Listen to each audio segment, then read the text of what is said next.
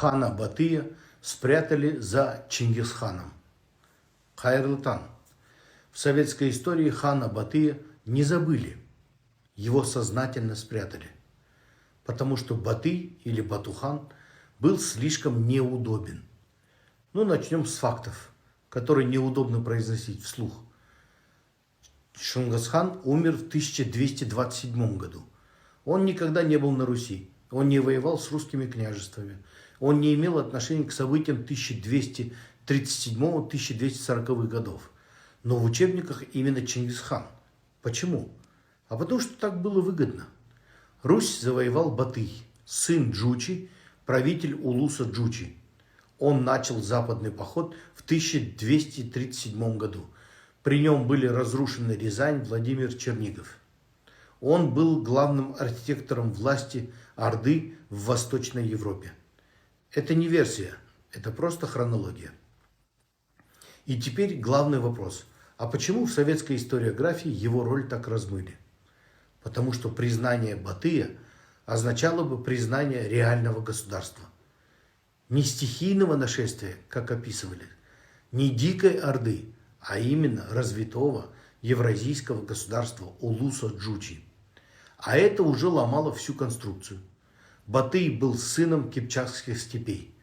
Он вырос в тюркской среде. Армия, элита, управление – все держалось на кипчаках.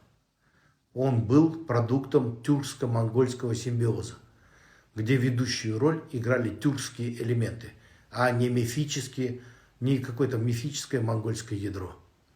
И вот тут начиналась паника, потому что это означало, степные тюркские народы имели государственность, имели военное превосходство и были субъектами истории, а не фоном. Советская историография этого допустить не могла. Поэтому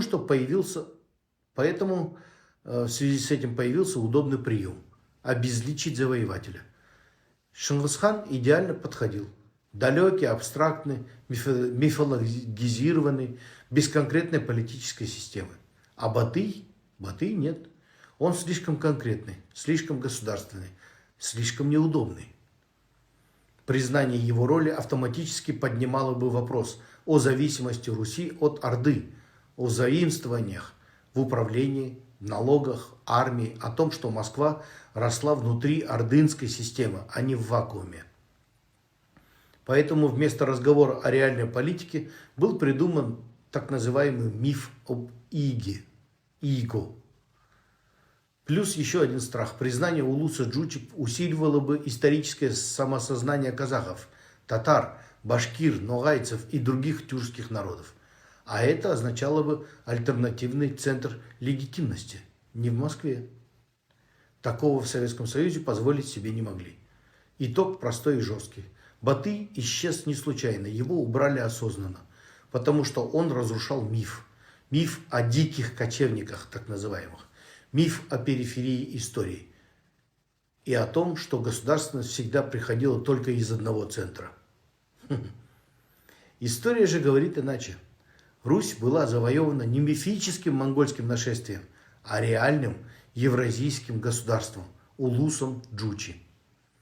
И главным завоевателем, политическим архитектором и реальным хозяином западных походов хан Батый, сын кыпчакских степей. Всем мира и добра. Қазақта керемет сөз бар, ағайын. Кедейдің алдында байлығыңмен мақтанба. Жетімнің алдында ата-анаңмен мақтанба. Баласы жоқтың алдында балдарыңмен мақтанба демей ма? Ешкім мәңгі олай тұрмайды. Өйткені дәуірлер алмасады, ғасырлар жалғасады. Кешегі жүріп өткен ізіңді де шаң басады. Шаң басқан ізіңді жақсылыққа бас бауыр. Қазақ десең өзіңе тиеді деген сияқты сөздерді өзара айтып қаламыз. Қойдан жуас халықпыз ғой, қой аузынан шөп алмайтын еліміз ғой деген сияқты оттаған әңгіме. Қазақ қой аузынан шөп алмайтын халық болса осынша уланбайтақ жерді қорғай ма? Біз қазақ дерске қалып қойғанбыз. И сол қалпымызға қайтадан келуіміз керек.